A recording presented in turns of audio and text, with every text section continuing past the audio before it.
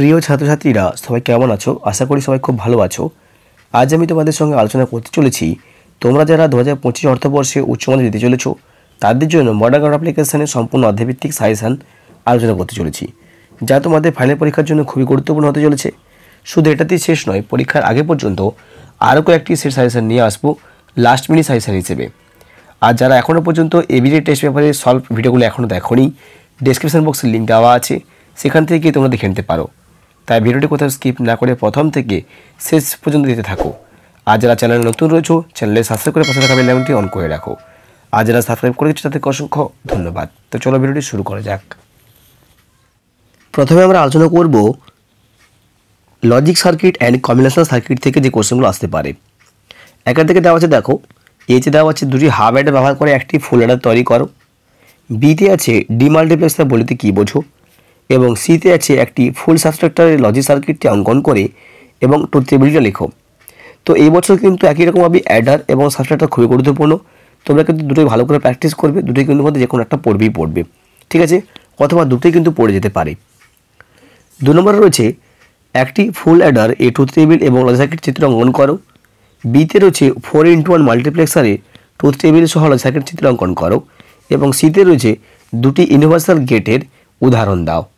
ঠিক আছে, 3 রয়েছে, দেখো ডেসিমিল থেকে বাইনারি এনকোডার ট্রুথ টেবিল সহ লজিক চিত্র ডায়াগ্রামটা অঙ্কন করো, এবং বিতে রয়েছে ডেকোডার ও এনকোডারের মধ্যে দুটি পার্থক্য লেখো, ডেকোডার ও মাল্টিপ্লেক্সারের মধ্যে দুটি পার্থক্য লেখো, এবং ন্যান্ড গেট দিয়ে অর গেট এবং অ্যান্ড গেট তৈরি করো।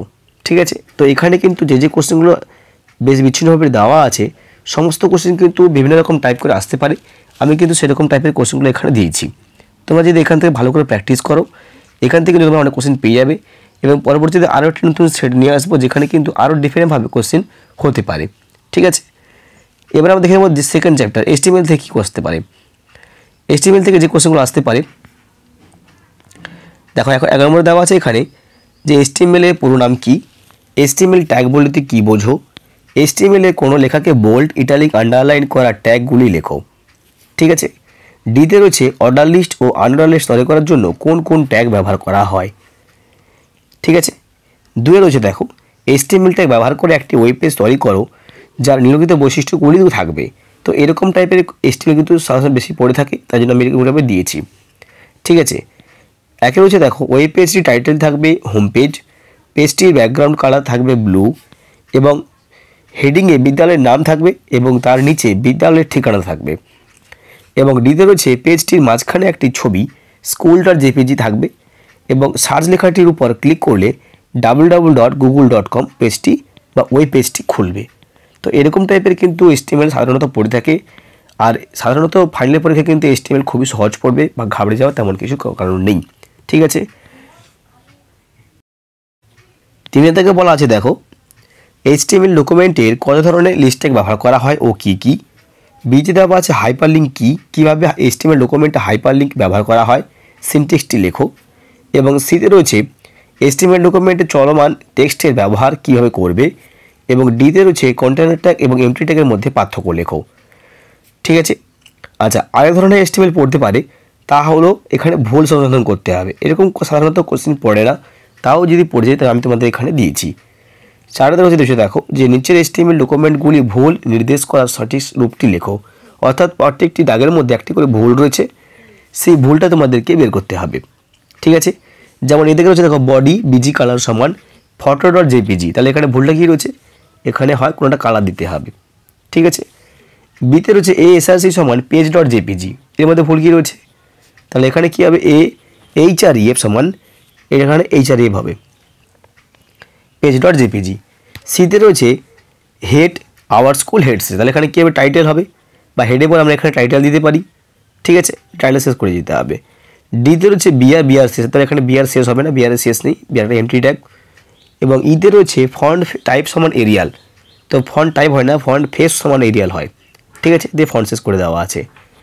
এফে রয়েছে টেবিল টিডি টিআর নেম টিডি শেষ টেবিল শেষ, তাহলে এখানে কীটা ভুল হলো, তাহলে এখানে হবে কি টিআর হবে সামনে, এখানে হবে টিডিটা উঠে যাবে। ঠিক আছে, আর জিতে রয়েছে OL1 আর OL2, তাহলে এখানে 1 2 লেখার কোনো প্রয়োজন নেই, এখানে দিতে হবে কি OL পরে LI শুরু করতে হবে, এবং এলআই শেষ করার পর শেষে ওয়েলটা শেষ হবে। হলো এরকম টাইপের কোশ্চেন কিন্তু সাধারণত পড়ে না, যদি পড়ছে তাই আমি কিন্তু তোমাদেরকে দিলাম, তোমরা কিন্তু ভালো করে প্র্যাকটিস করে নেবে। পরের চ্যাপ্টার রয়েছে ডেটাবেস ম্যানেজমেন্ট সিস্টেম। 1 নম্বর কোশ্চেন রয়েছে, এখান থেকে যে কোশ্চেনগুলো আছে সেগুলো কোশ্চেনগুলো কিন্তু খুবই গুরুত্বপূর্ণ, ভালো করে তোমাকে লক্ষ্য করবে। ঠিক আছে, একে রয়েছে ফাইল সিস্টেম অপেক্ষা ডেটাবেস ব্যবহারের সুবিধাগুলি লেখো। বিতে রয়েছে ডিবিএমএস এর সুবিধা ও দুটি অসুবিধা লেখো। এবং সিতে রয়েছে রেফারেন্সিয়াল ইন্টিগ্রিটি বলতে কী বোঝো। 3টে কোশ্চেন কিন্তু বইয়ে আছে, তোমরা কিন্তু পেয়ে যাবে বইয়ে, না পেলে বলবে। তোমাদের সাধারণত বইয়ের পেছনে কিন্তু এই ধরনের কোশ্চেনগুলো বেশি থাকে। এবার আমরা চলে যাব এসকিউএলে। তো এসকিউএল কিন্তু খুবই গুরুত্বপূর্ণ একটা পার্ট তোমাদের পরীক্ষার মধ্যে বা এই চ্যাপ্টারের মধ্যে। সাধারণত সবাই এসকিউএলটা করার চেষ্টা করে। দেখতে আসে দেখো, এসকিউএল কমান্ডের সাহায্যে নিচে কোয়ারিগুলি লেখো। এটা দেওয়া আছে student ID, name, city, DOB এবং মার্কস দেওয়া আছে অ্যাট্রিবিউট। কোশ্চেনগুলো দেওয়া আছে, যে সকল স্টুডেন্ট কলকাতায় থাকে এবং যারা 400 বেশি মার্কস পেয়েছে তাদের রেকর্ডগুলি দেখাও।